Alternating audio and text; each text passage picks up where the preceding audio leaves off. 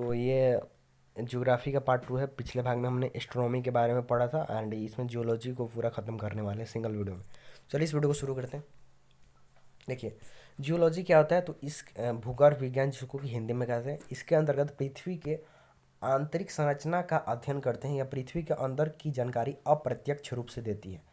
इसके अंदर जो भी पृथ्वी के अंदर होता है, मतलब भूकंप, मतलब इसके अंदर क्या क्या है, पृथ्वी को कैसे बांटा गया है, क्या इसके अंदर की चीज़ों के सारे बारे में हम लोग पूरा पढ़ते हैं। और ये सब जानकारी हम लोग को अप्रत्यक्ष रूप से मिलता है, मतलब हम लोग को डायरेक्ट नहीं मिलता है, हम लोग को कुछ दूसरा तरीका से मिलता है। जैसे कि भूकंप आता है तो जैसे भूकंप आया, वोल्केनोज आते हैं, ज्वालामुखी फटता है, तो उसके कारण जो मटेरियल्स बाहर आते हैं उसको उससे पढ़ के हम लोग ये पता लगाते हैं, अनुमान लगाते हैं बस कि पृथ्वी के अंदर क्या क्या हो सकता है, कैसा कैसा चीज़ होता है। तो चलिए आगे पढ़ते हैं। देखिए, पृथ्वी की जानकारी संरचना। पृथ्वी के आंतरिक संरचना की जानकारी अप्रत्यक्ष रूप से मिलता है। पृथ्वी के अंदर जाने पर तापमान तथा घनत्व दोनों बढ़ता है। 32 मीटर की गहराई में जाने से 1 डिग्री तापमान में वृद्धि हो जाती है। पृथ्वी के आंतरिक संरचना की जानकारी सबसे पहले एडवर्ड स्वेस ने दिया था। पृथ्वी के आंतरिक संरचना की जानकारी सबसे पहले किसने दिया था? Edward Suess. किसने? Edward Suess. उन्होंने पृथ्वी को 3 भाग में बांटा था। क्या क्या? सियाल, सीमा, निफे। क्या क्या? सियाल, सीमा, निफे। देखिए, क्या होता है कि 32 डिग्री की गहराई जाने से 1 डिग्री तापमान में वृद्धि होता है और पृथ्वी के अंदर जाने पर तापमान तथा घनत्व दोनों बढ़ता है। पृथ्वी को सबसे पहले डिवाइड किसने किया था? Edward Suess. किसने किया था? Edward Suez. कितने भागों में? 3 भाग में। कौन कौन सा? सियाल, सीमा, निफे। सियाल, सीमा, निफे। अच्छा बताइए कि 1 डिग्री तापमान की वृद्धि कितने अंदर जाने से होता है? 32 मीटर की गहराई में जाने से 1 डिग्री तापमान में वृद्धि होती है। पृथ्वी के आंतरिक संरचना की जानकारी सबसे पहले किसने दिया था? Edward Suess. किसने दिया था? एडवर्ड स्वेस ने। सबसे पहले जानकारी किसने दिया था? एडवर्ड स्वेस ने। उन्होंने पृथ्वी को कितने भागों में बांटा है? 3 भाग में। क्या क्या? सियाल, सीमा, निफे। सियाल, सीमा, निफे। सियाल सबसे ऊपरी परत होता है। सियाल में सिलिकॉन होता है। सिलिकॉन और एल्यूमिनियम की अधिकता होती है। ये 50 किलोमीटर से 300 किलोमीटर तक गहरा होता है और ये जो होता है, इसी पर जितने भी महाद्वीप है, महासागर हैं, वो इसी पर है। जो सीमा होता है, इसमें सिलिकॉन और मैग्नीशियम की अधिकता होती है। ये जो होता है वो पृथ्वी की दूसरा लेयर है, सेकेंड वाला पार्ट है। और जो मैग्मा होता है वो सीमा से निकलता है। मैग्मा कहाँ से निकलता है? सीमा से। जो निफा होता है वो सबसे मध्य वाला सबसे निचला पार्ट होता है। सबसे निचला भाग कौन होता है? निफा। इसमें क्या क्या होता है? निकेल रहता है और एफ से फेरा, मतलब आयरन होता है इसमें। और इसका घनत्व जो होता है सबसे ज़्यादा होता है। जैसे कि हम लोग ने यहाँ पढ़ता है कि नीचे जाने से क्या बढ़ता है? टेम्परेचर भी बढ़ता है और घनत्व भी बढ़ता है। तो नीचे जाने से टेम्परेचर भी बढ़ता है तो घनत्व बनता है। तो देखिए, अगर ये मेरे पास, मैं बताता हूँ, ये मेरे पास सियाल है, ये सीमा है, निफ है, तो इसका तापमान भी कुछ कम होगा और इसका घनत्व भी कम होगा, मतलब इसका घनत्व इससे ज़्यादा होगा और इसका घनत्व सबसे ज़्यादा होगा। सबसे निचला वाला घनत्व सबसे ज़्यादा होता है, सबसे नीचे का घनत्व सबसे। इसका सियाल, सीमा, निफे। इसका नाम क्या है? सियाल, सीमा, निफे। इसको किसने सबसे पहले बांटा था?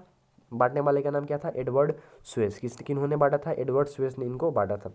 ऊपर वाला का नाम सियाल, सीमा, निफे। जो सियाल होता है सबसे बाहरी परत है, सीमा होता है बीच वाला परत होता है, और जो निफा होता है वो क्या होता है? अंदर वाला परत। सबसे अंदर वाला परत कौन सा होता है? निफा। निफा होता है सबसे अंदर वाला परत। चलिए सियाल के बारे में पढ़ते हैं। देखिए, सियाल पृथ्वी की सबसे बाहरी परत है। इसमें सिलिकॉन और एल्युमिनियम की अधिकता होती है। ये 50 किलोमीटर से 300 किलोमीटर तक गहरा होता है और इसी पर महाद्वीप और महासागर स्थित है। ये याद नहीं कीजिएगा, बाद में सिद्धांत गलत हो गया था इनका। सियाल के बारे में, पृथ्वी की सबसे बाहरी परत होता है। सबसे बाहरी परत सिलिकॉन और एल्युमिनियम की अधिकता है, 50 किलोमीटर से 300 किलोमीटर तक है और इसी पर महाद्वीप और महासागर स्थित है। चलिए आगे चलते हैं सीमा के बारे में। इसको डिवाइड किसने किया था? एडवर्ड स्वेस ने।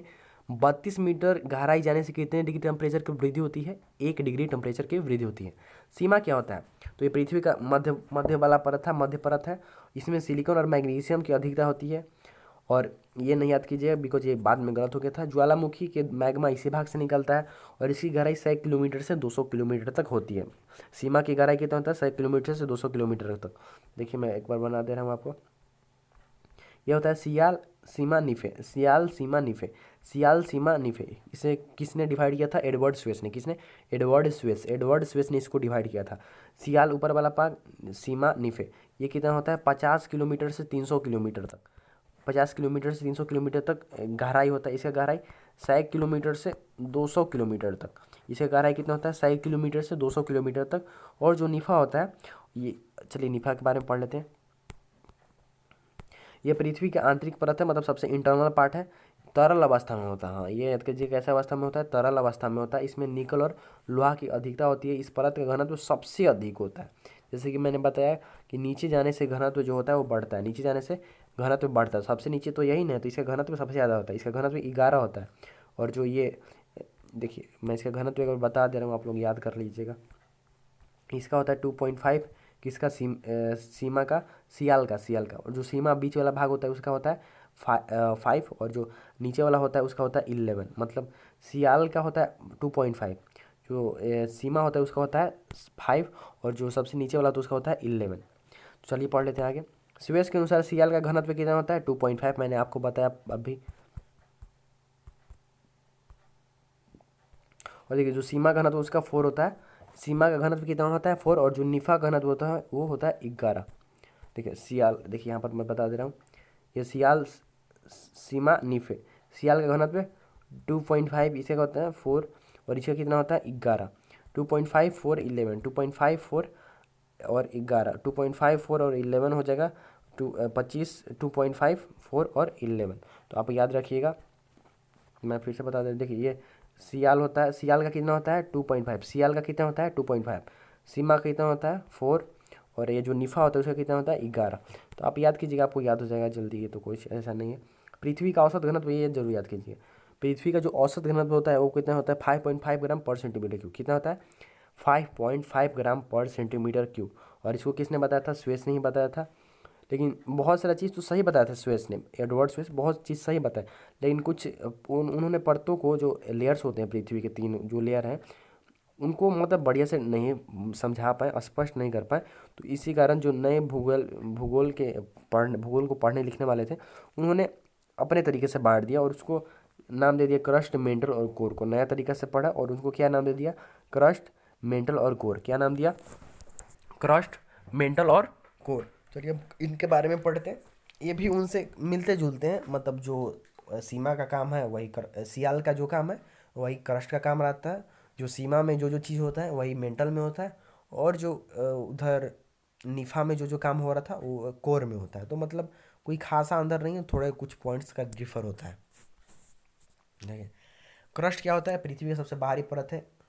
प्रकृति में अम्लीय होता है। महाद्वीप, महासागर इसी पर स्थित है। इसकी गहराई कितना होता है? 20 किलोमीटर से 40 किलोमीटर।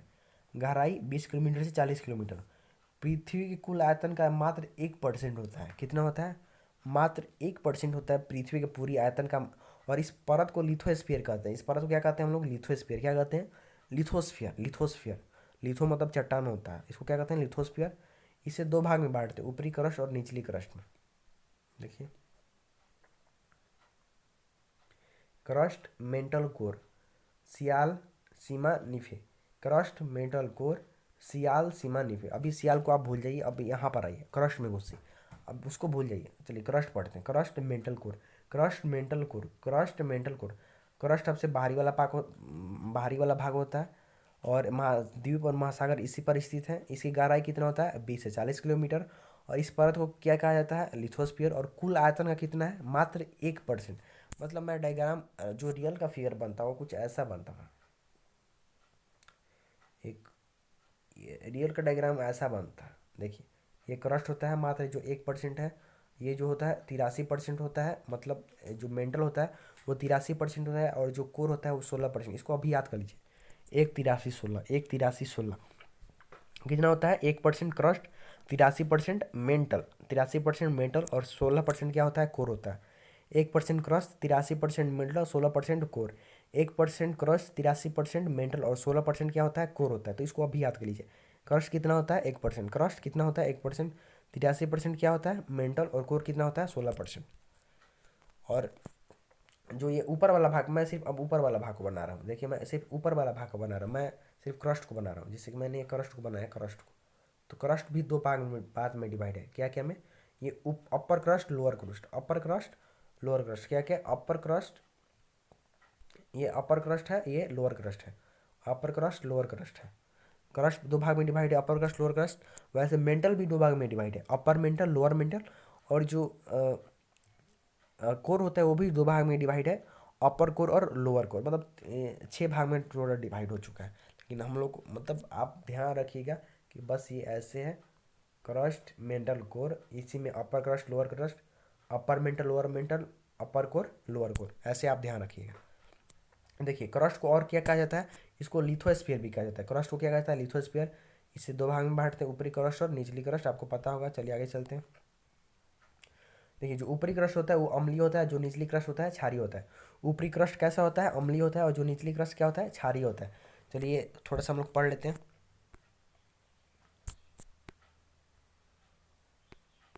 देखिए ये सियाल सीमा निफा, आपको पता होगा। सियाल सियाल वाले पार्ट को क्या लिथोस्फीयर कहा जाता है, सीमा वाला पार्ट को पायरोस्फीयर। पायरो मतलब हीट होता है, पायरो मतलब क्या होता है, हीट। और स्फीयर तो ऊपर वाले को लिथोस्फीयर, बीच वाले को पायरोस्फीयर, और निफा को क्या होता है, बेरी स्फीयर। आप इसको अभी याद कर लीजिएगा, ना तो फिर बाद में दिक्कत होगा। ऊपर देखिए सियाल को कहा जाता है लिथोस्फीयर, या सियाल को लिथोस्फीयर को, या क्रस्ट को लिथोस्फीयर को, बात एक ही है। क्रस्ट को क्या कहा जाएगा, लिथोस्फीयर। मेंटल को पायरोस्फीयर, और जो नीचे वाला कोर होता है उसको बेरियस्फीयर। क्या, बेरियस्फीयर। Lithosphere, पायरोस्फीयर, बेरियस्फीयर, lithosphere, पायरोस्फीयर, बेरियस्फीयर। क्या लिथोस्फीयर, पायरोस्फीयर, बेरियस्फीयर। सियाल सीमा निफे, इसको डिवाइड किसने किया था, एडवर्ड स्वेस ने। 32 मीटर गहराई जाने पर कितने डिग्री टेम्परेचर में वृद्धि आती है, 1 डिग्री की टेम्परेचर में वृद्धि आती है। सियाल अम्लीय होता है, ठोस होता है। तो अम्लीय मैंने बोला था कि आप नहीं याद कीजिएगा, बेहतर रहेगा। क्षारीय नहीं याद कीजिएगा, क्योंकि हम लोग अब पता चल गया है कि जो अपर क्रस्ट होता है वो होता है एसिडिक, और जो लोअर क्रस्ट होता है वो क्या होता है, बेसिक। और जो लेकिन मेंटल में ऐसा कुछ नहीं होता है, मेंटल में ऐसा कुछ नहीं होता है, इसलिए मैंने आपको बोला ये नहीं याद कीजिएगा। सियाल क्या होता है, ठोस, इसको क्या कहा जाता है, लिथोस्फीयर। सियाल को क्या कहा जाता है, लिथोस्फीयर। सियाल को लिथोस्फीयर, सियाल को लिथोस्फीयर। सीमा को पायरोस्फीयर, सीमा को पायरोस्फीयर, सीमा को पायरोस्फीयर, और निफा को बेरियस्फीयर। इसको डिवाइड किसने किया था, एडवर्ड स्वेस ने। सियाल को क्या कहा जाता है, लिथोस्फीयर, सीमा को पायरोस्फीयर, और निफा को बेरियस्फीयर। चलिए आगे चलते हैं, इसको पढ़ लेते हैं। देखिए अपर क्रस्ट होता है, upper crust lower crust, upper mantle lower mantle, upper core और लोअर कोर। देखिए तो जो देखिए कुछ कोई डिवाइड करता हो ना, एक इमेजिनरी लाइन होगा, तो जो लाइन क्रस्ट को मेंटल को, क्रस्ट मेंटल को डिवाइड करता है उसको क्या कहते हैं, मोह। मोह। और जो मेंटल और कोर को डिवाइड करता है उसको क्या कहते हैं, गुटेनबर्ग। एक ट्रिक क्या है, मग। म से मोह, ग से गुटेनबर्ग। आप ये ज़्यादा याद कीजिएगा, मग। परीक्षा में इससे आपको बहुत मतलब आसान होगा। मग, म से मोह, ग से गुटेनबर्ग, म से मोह, ग से गुटेनबर्ग। मोह गुटेनबर्ग, मोह गुटेनबर्ग याद कर लीजिए, मोह गुटेनबर्ग, मोह गुटेनबर्ग। क्या क्या, मोह और गुटेनबर्ग, मोह गुटेनबर्ग याद कर लीजिएगा। अपर क्रस्ट होता है, लोअर क्रस्ट होता है, इसको डिवाइड कौन करता है, upper crust lower crust, upper mantle lower mantle, upper core lower core. Upper crust कैसा होता है, एसिडिक। लोअर क्रस्ट कैसा होता है, बेसिक। अपर क्रस्ट कैसा होता है, एसिडिक। लोअर क्रस्ट कैसा होता है, बेसिक। याद कीजिएगा। देखिए आग बंद कीजिएगा थोड़ा सा। कोर और मेंटल को कौन डिवाइड करता है, कोर और मेंटल को गुटेनबर्ग। मेंटल और क्रस्ट को मोह, मेंटल और क्रस्ट को मोह, मेंटल और क्रस्ट को मोह। अब यहाँ पर अब इसको आप मन में रखिएगा। ट्रिक क्या है, मग। म से मोह, ग से गुटेनबर्ग, म से मोह, ग से गुटेनबर्ग, मोह गुटेनबर्ग। अब इसका आते हैं, देखिए अब देखिए अपर क्रस्ट लोअर क्रस्ट को कोई लाइन डिवाइड करता होगा, अपर मेंटल लोअर मस्ट को डिवाइड करता होगा, और अपर कोर को और लोअर कोर को कोई डिवाइड करता होगा, तो इसका भी नाम है। अपर और लोअर को डिवाइड करने वाला केनेराड है। कौन है, केनेराड। अपर मेंटल लोअर मेंटल को रेपेटी, अपर कोर लोअर कोर को लेहमैन। इसका भी ट्रिक है, कर ले। तो आप अब यहाँ से याद कीजिए, करले से आपको ये याद हो जाएगा किसके किसके बीच है। देखिए करले से क्या है, क से केनेराड है, र से रेपटी है, और ले से लेहमन है। केनेराड Lehmann लेपटी, केनेराड Lehmann, Conrad Repetti Lehmann. क्या क्या है, केनेराड रेपटी लेहमन। बोलिए, याद हो जाएगा। Conrad Repetti Lehmann, Conrad Repetti Lehmann. Upper crust lower crust Conrad, upper mantle lower mantle Repetti, upper core lower core Lehmann. याद हो जाएगा, सिंपल है। Upper crust lower crust Conrad, upper mantle lower mantle Repetti, upper core lower core Lehmann. याद हो जाएगा, Conrad Repetti Lehmann, Conrad Repetti Lehmann, Conrad Repetti Lehmann, simple है, कोई ज़्यादा ऐसा नहीं है। केनेराड रेपेटी लेहमैन होता है। अपर क्रस्ट लोअर क्रस्ट को कौन करता है? केनेराड। अपर मेंटल लोअर मेंटल कौन करता है? रेपेटी। और अपर को लोअर कौन को कौन करता है? लेहमैन। अब इधर आ जाते हैं, थोड़ा सा इसको रिवाइज कर लेते हैं। देखिए, क्रस्ट मेंटल को म से मोहो, मेंटल कोर को गुटेनबर्ग। क्रस्ट मेंटल को म से मोहो और ग से गुटेनबर्ग नीचे वाले को। तो मतलब आप दिमाग में इसका फिगर बना के रखिए। करले मग, करले मग, करले का केनेराड रेपेटी लेहमैन, मग से क्या हो जाएगा? म से मोहो और ग से गुटेनबर्ग। आपको याद हो गया होगा। चलिए आगे चलते हैं। अब मेंटल के बारे में पढ़ते हैं। मेंटल क्या है? या पृथ्वी के बीच वाली परत है, पता होगा आपको, जो अर्ध तरल है, सेमी लिक्विड में होता है, अर्थात प्लास्टिक के समान है। कैसा होता है? प्लास्टिक के समान होता है। ज्वालामुखी के दौरान मैग्मा इसी परत से निकलता है। मैग्मा जो होता है इसी से निकलता है। इसे निम्न गति का मंडल कहते हैं। क्या कहते हैं इसे? निम्न गति का मंडल, क्योंकि इसी परत में भूकंपीय तरंग जो चाल होता है वो घट जाता है। इसमें क्या होता है? घट जाता है, घट जाता है। और इसी भाग को पायरोस्फीयर, मैंने आपको शुरुआत में भी बताया था इसको कि पायरोस्फीयर कहा जाएगा। एक होता है ऊपर लिथोस्फीयर, पायरोस्फीयर, उसको बेरिस्फीयर, बेरिस्फीयर, लिथोस्फीयर, पायरोस्फीयर, बेरिस्फीयर, तीन होता था, मैंने आपको बताया था। इस भाग को कहा जाता है पायरोस्फीयर। और व्हाइट ऑफ द अर्थ इसी को कहा जाता है। व्हाइट ऑफ द अर्थ इसी को कहा जाता है। व्हाइट ऑफ द अर्थ इसी को कहा जाता है। देखिए, इस परत की गहराई कितना होता है? 900 किलोमीटर। इसका कितना होता है? 900 किलोमीटर। यह पृथ्वी का सबसे बड़ा परत होता है। पृथ्वी कुल आयतन में इसका 83%, मैंने आपको शुरुआत में याद किया था। देखिए, मैं एक बार रिवाइज करवा दे रहा हूँ। कुछ रियल फिगर बनाए तो रियल फिगर इतना ऐसा बनता है, 1%, मात्र 1%। कितना होता था? मात्र 1%। ई 83%, ये 16%। देखिए, तो 83% आ गया। मेंटल का कितना होता है? 83%। इसे भी दो भाग में बांटते हैं, अपर mantle, lower mantle. Upper mantle और लोअर मेंटल को डिवाइड कौन करता है? बताइए ट्रिक से। ये बी क र ले, तो र से स्टार्ट होगा। र से क्या होता है? रेपेटी। कौन डिवाइड करता है? रेपेटी। और क्रस्ट और मेंटल को डिवाइड कौन करेगा? क्रस्ट और मेंटल, सबसे ऊपर वाला है। फार्मूला क्या था इसका? मग। तो म से क्या हो जाएगा? मोह। अगर क्रस्ट और अगर मेंटल और कोर को बोल दिया था, मेंटल और कोर को, तो डिवाइड फार्मूला क्या था? म ग ग। ग से क्या होता है? गुटेनबर्ग। ग से क्या होता है? गुटेनबर्ग। अपर मेंटल लोअर मेंटल को डिवाइड कौन करेगा? रेपेटी। अपर क्रस्ट और लोअर क्रस्ट, सबसे फार्मूला में जाइए, क र ले, तो क से स्टार्ट होगा। तो क से क्या होता था? केनराड, केनराड, केनेराड, केनेराड, केनेराड रेपेटी लेहमैन, केनेराड रेपेटी लेहमैन। चलिए आगे चलते हैं। अच्छा, व्हाइट ऑफ द अर्थ किसे कहा जाता है? व्हाइट ऑफ द अर्थ वो बीच वाले भाग, मेंटल को व्हाइट ऑफ द अर्थ कहा जाता है। पायरोस्फीयर बीचे वाले भाग को, पायरोस्फीयर बीचे वाले भाग को, व्हाइट ऑफ द अर्थ बीचे वाले भाग को। इसमें भूकंप की जो चाल होता है वो घट जाता है। क्या होता है? घट जाता है। चलिए कोरोर के बारे में, कोरोड के बारे में पढ़ते हैं। कोर कहते हैं इसको। पृथ्वी का सबसे केंद्रीय भाग है, मतलब सबसे केंद्रीय बीच वाला भाग है। सबसे, आंख बंद करके थोड़ा इमेजिन कीजिएगा, आपको बुझा जाएगा। इसका तापमान सबसे अधिक होता है, 6000 डिग्री सेल्सियस। सिंपल है, मैंने पहले ही बताया था, नीचे जाने से टेम्परेचर बढ़ता है और तापमान बढ़ेगा, और आपका घनत्व भी क्या होता था? नीचे जाने से बढ़ता था। तो सिंपल, यहाँ पर रहेगा ही तापमान। यहाँ गुरुत्वाकर्षण क्षमता अधिक होने के कारण इसे गुरुत्वीय मंडल कहते हैं। यहाँ पर गुरुत्वाकर्षण क्षमता अधिक होता है, इसीलिए इसको क्या कहते हैं? गुरुत्वीय मंडल कहते हैं। यहाँ तक इस मंडल को धात्विक मंडल भी कहते हैं। धात्विक मतलब यहाँ पर धातु पाया जाता है, जैसे कि नाम होता है इसका, निफे था ना, निफे। तो निफे में निकल और आयरन, आयरन पाया जाता था, तो इसीलिए आयरन इसको धात्विक मंडल कहते हैं। यह पृथ्वी के कुल आयतन का 16% है। मैंने शुरुआत में बताया था, 1%, 83%, 16%, 1%, 83%, 16%। इस परत को बेरिस्फीयर भी कहा जाता है। क्या कहा जाता है? बेरिस्फीयर। इसको भी दो भाग में डिवाइड करते हैं, ऊपरी कोर और निचली कोर। ऊपरी कोर निचली कोर को डिवाइड कौन करेगा? लेहमैन। कौन करेगा डिवाइड? लेहमैन। उसको डिवाइड कौन करेगा? लेहमैन। फार्मूला क्या था? कर ले। क से केनेराड, क से केनेराड, र से रेपेटी, ल से लेहमैन, केनेराड रेपेटी लेहमैन। चलिए आगे चलते हैं, आपको याद हो गया होगा। अब पृथ्वी की उत्पत्ति के पढ़ते हैं। ठीक है, पृथ्वी की उत्पत्ति के बारे में पढ़ते हैं, कैसे इसका उत्पत्ति होता है। प्रारंभ में पृथ्वी धधकता हुआ आग का गोला था। कालांतर में इसमें सिकुड़न उत्पन्न हुआ, सिकुड़ता है धीरे धीरे, इसका बाहरी भाग सिकुड़ गया। कुछ समय बाद पृथ्वी के भाग बन गए। बाहरी भाग को पेंथलासा कहा गया तथा आंतरिक भाग को पेंजिया कहा गया। आगे चलकर पेंजिया दो भागों में बट गया।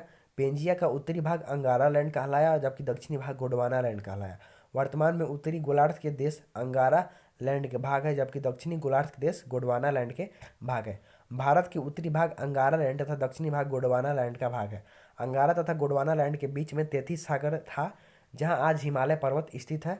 महाद्वीपों के वर्तमान स्वरूप को अंतर्राष्ट्रीय मान्यता नहीं मिली है। वेगनर ने महाद्वीपीय विस्थापन का सिद्धांत दिया था। कॉन्टिनेंटल ड्रिफ्ट थ्योरी का सिद्धांत वेगनर ने दिया था। उत्तरी ध्रुव के समीप बिखरे हुए द्वीप को पेंथलासा का भाग है। उत्तरी ध्रुव के समीप जो बिखरा हुआ द्वीप है किसका भाग है? पेंथलासा का। चलिए मैं आपको ये डायग्राम से समझा दे रहा हूँ, पढ़ने के लिए तो बहुत था। देखिए सबसे शुरुआत में कैसा था? रेड हॉट, लाल, धधकता हुआ लाल था। लाल था धधकता हुआ, ये हरिया कहीं हो गया है भाई।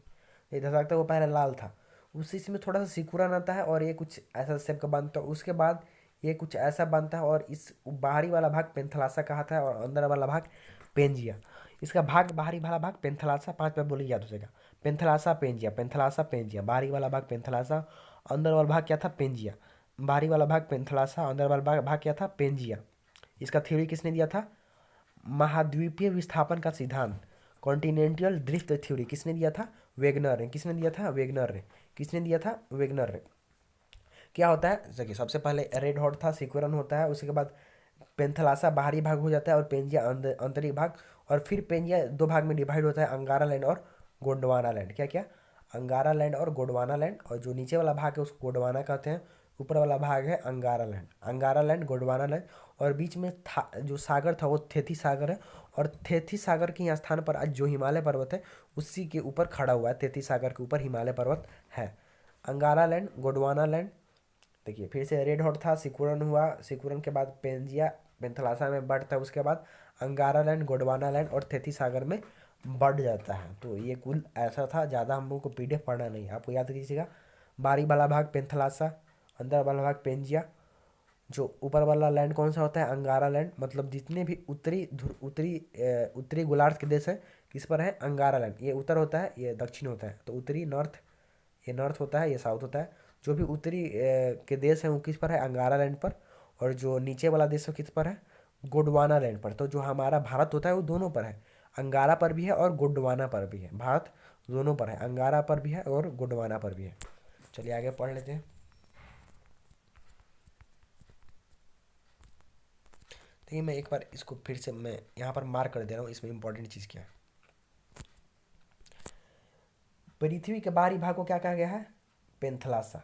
आंतरिक भाग को पेंजिया।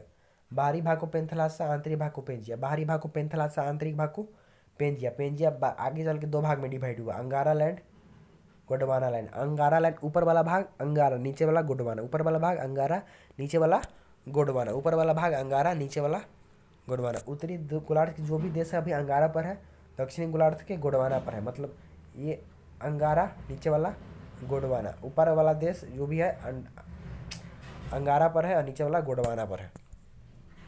देखिए भारत का जो उत्तरी उत्तरी भाग है भारत में वो अंगारा पर है और जो दक्षिणी भाग है गोंडवाना पर है। मतलब भारत दोनों पर है।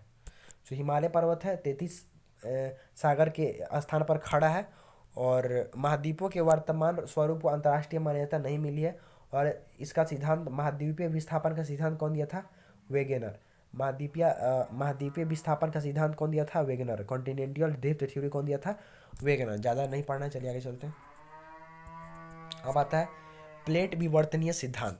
प्लेट विवर्तनीय सिद्धांत मैं आपको एक बार रिवाइज कर दे रहा हूँ। देखिए वो जो शुरुआत वाला था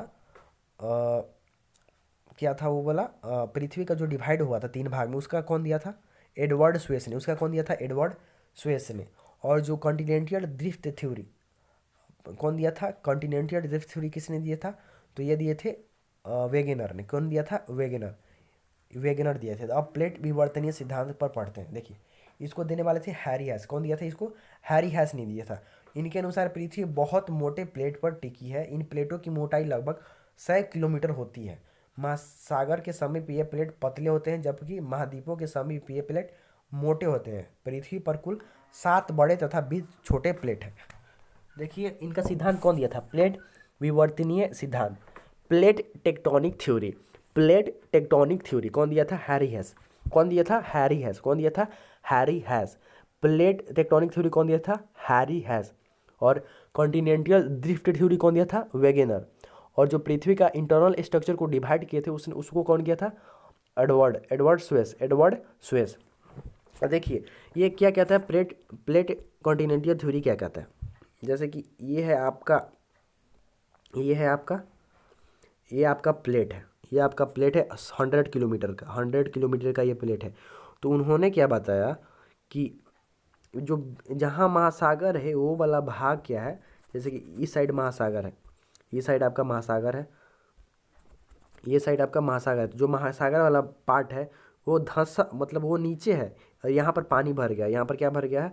यहाँ पर पानी भर गया है, महासागर वाला पार्ट पर पानी भर गया है। और जो यहाँ पर हम लोग रह रहे हैं ये भाग हमारा है, मतलब उन्होंने यही दिया था। इसकी जो मोटाई है वो 100 किलोमीटर है। और रियलिटी में क्या हुआ है कि ये वाला भाग है जो गहराई हो गया है और वहाँ पर पानी आ चुका है, इसलिए ये महासागर बन गया है। और जो हम उठे ज़मीन पर रहते हैं वहाँ पर हम लोग रहते हैं। तो इन्होंने यही दिया था कि प्लेटों का थ्योरी इन्होंने दिया था। और पृथ्वी पर 7 बड़े प्लेट है। कितने बड़े प्लेट हैं? 7 बड़े प्लेट और 20 छोटे प्लेट हैं। 7 बड़े प्लेट हैं और 20 छोटे प्लेट है पृथ्वी पर। 7 बड़े प्लेट है और 20 कितने छोटे प्लेट है। इसका थ्योरी किसने दिया था? Harry हेस। Plate tectonic theory Harry हेस। इनका मोटाई कितना होता है? 100 किलोमीटर। मोटाई कितना होता है? 100 किलोमीटर। और महासागर के समीप ये पतले होते हैं। महासागर के समीप ये पतले होते हैं और महाद्वीपों के समीप ये प्लेट मोटे होते हैं। और पृथ्वी पर कुल 7 बड़े हैं और 20 छोटे प्लेट हैं। चलिए आगे चलते हैं। देखिए 7 बड़े प्लेट कौन कौन है? तो 4 तो महादेशे का नाम है, उत्तरी अमेरिका, दक्षिणी अमेरिका, अंटार्कटिका और अफ्रीका। 4 महादेश के नाम है। एक होता है यूरेशिया, आपको पता होगा, और एक इंडो ऑस्ट्रेलिया और एक प्रशांत महासागर। याद कर लीजिएगा, कोई ज़्यादा मतलब भारी वाला चीज़ नहीं है। उत्तरी अमेरिका, दक्षिणी अमेरिका, अंटार्कटिका, अफ्रीका। एक यूरेशिया हो गया, इंडो ऑस्ट्रेलिया और प्रशांत महासागर। प्रशांत महासागर याद होगा तो प्रशांत महासागर, यूरेशिया भी याद हो जाएगा, मतलब याद हो जाएगा आपको, 5-6 बार डिवाइज मार लीजिएगा। बड़ा बड़ा प्लेट का नाम, आंख बंद कीजिए, पहले तो 4 महादेश का नाम बोलिए। उत्तरी अमेरिका, दक्षिणी अमेरिका, अंटार्कटिका, अफ्रीका और यूरेशिया। 5 हो गया। उत्तरी अमेरिका, दक्षिणी अमेरिका, अंटार्कटिका, अफ्रीका, यूरेशिया। और एक इंडो इंडो ऑस्ट्रेलिया, ऑस्ट्रेलिया के आगे इंडो लगा देना है। और प्रशांत महासागर। तो ये सब क्या है? 7 बड़े बड़े प्लेट हैं। 7 बड़े बड़े प्लेट। प्रशांत महासागर, Indo Australia, Eurasia, Africa, Antarctica, दक्षिणी अमेरिका, उत्तरी अमेरिका। 7 बड़ा प्लेट। प्लेट टेक्टोनिक थ्योरी कौन दिया था? हैरी हेस। प्लेट टेक्टोनिक थ्योरी किसने दिया था? हैरी हेस। किसने दिया था? हैरी हेस। क्या बताया था कि प्लेट, जो उन्होंने क्या बताया था, प्लेटों की मोटाई कितनी है? 100 किलोमीटर। महासागर के समीप प्लेट पतला है, जो महादेश है वहाँ पर प्लेट मोटा है, उन्होंने यही बताया था। और 7 बड़े प्लेट हैं और 20 छोटे प्लेट हैं। चलिए आगे चलते हैं। 7 बड़े प्लेट का नाम जान गए आप। अब देखिए उन्होंने क्या बताया था।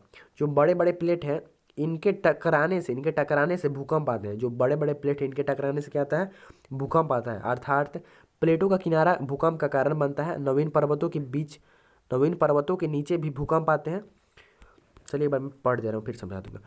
प्रशांत महासागरीय प्लेट सर्वाधिक प्लेटों से सीमा से बनता है, जिस कारण प्रशांत महासागर में सर्वाधिक भूकंप आते हैं। जो नेपाल होता है वो यूरेशिया और इंडो ऑस्ट्रेलिया के सीमा पर स्थित है, जिस कारण वहाँ भूकंप आता है। अंटार्कटिका प्लेट किसी भी प्लेट के समीप नहीं है, जिस कारण वहाँ भूकंप नहीं आता है। देखिए ये भारत का कुछ मैप है ऐसे, और ये नेपाल होता है। उतना अच्छा तो नहीं बनेगा, ये भारत का मैप है ऐसे, ये नेपाल है। तो जो नेपाल होता है ना वो 2 प्लेटों के बीच स्थित है। इधर से आपका रहेगा एक दूसरा प्लेट है, तो इधर से एक दूसरा प्लेट है। तो ये मतलब एकदम डायरेक्ट प्लेटों के यहाँ पर स्थित। जब भी यहाँ प्लेटों में कुछ कंपन होता है, या तो दूर भागेगा या तो पास में आएगा, जब भी ऐसा कुछ होता है तो यहाँ पर भूकंप आता है। इसलिए नेपाल में भूकंप बहुत ज़्यादा आता है। और सेम वैसे ही जापान भी है। जापान भी ऐसे ही सिचुएशन पर स्थित है, जहाँ पर 2 आपस में बड़े बड़े जापान भी कुछ ऐसे सिचुएशन में स्थित है जहाँ पर 2 अलग अलग महादेशों के प्लेट आपस में मिलते हैं, इसलिए वहाँ पर भी भूकंप बहुत ज़्यादा आता है। तो देखिए इसमें ज़्यादा कोई इंपॉर्टेंट चीज़ नहीं है। 7 बड़े प्लेट का नाम याद कर लीजिएगा। और कैसे भूकंप होता है ये तो आपने क्लास में भी समझा होगा, मैंने भी समझा दिया है। और देखिए अंटार्कटिका में भूकंप नहीं आता है, क्योंकि वहाँ पर कोई प्लेट एक दूसरे से आपस में टच नहीं करता है, ज़्यादा नहीं होता है, और इसलिए वहाँ पर भूकंप नहीं आता। चलिए आगे चलते हैं। इसका बस नाम याद कीजिएगा, इसको थ्योरी को हैरी हेस ने दिया था, और ज़्यादा नहीं। चलिए अब आगे चलते हैं, अर्थक्वेक के बारे में पढ़ते हैं। देखिए भूप्रपाटी के अचानक दोलन या कंपन को भूकंप कहते हैं। अर्थक्वेक क्या होता है? जो जो हमारा क्रस्ट अपर जो अभी हमारा पृथ्वी है, अचानक डोलने से, ऊपरी भाग के अचानक डोलने लगा या कंपन करने लगा तो उसी को भूकंप कहेंगे। सिंपल है। देखिए, पृथ्वी के अंदर जिस स्थान से भूकंप प्रारंभ होता है मूल केंद्र कहते हैं। जैसे ये आपका पृथ्वी है तो यहाँ से भूकंप स्टार्ट हुआ तो इसको फोकस कहेंगे, और यहाँ पर जाकर स्ट्राइक किया तो इसको एपी सेंटर कहेंगे। ज़्यादा इसमें नहीं है, फोकस होता है, एपी सेंटर होता है। फोकस होता है, ये एपी सेंटर होता है, आपको मतलब याद हो जाएगा। अधिकेंद्र पृथ्वी सतह का वह स्थान जहाँ भूकंपीय तरलें सबसे अधिक पहले पहुँचती है, अधिकेंद्र कहलाता है। सर्वाधिक क्षति अधिकेंद्र पर ही होता है। देखिए, ये फोकस है, फोकस से आया, अधिकेंद्र हुआ, तो इसके आसपास के जगह जो भी होगा यहाँ पर बहुत ज़्यादा क्षति पहुँचेगा, क्योंकि यहीं पर मतलब यहीं से ओरिजिनेट ही हो रहा है, तो यहाँ पर ऑब्वियस है ज़्यादा क्षति पहुँचेगा। देखिए, भूकंपी तरंगे के बारे में पढ़ लेते हैं। अर्थक्वेक वेव्स कौन कौन से होते हैं?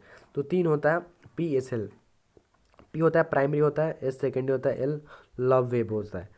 Primary secondary love waves, primary secondary love waves.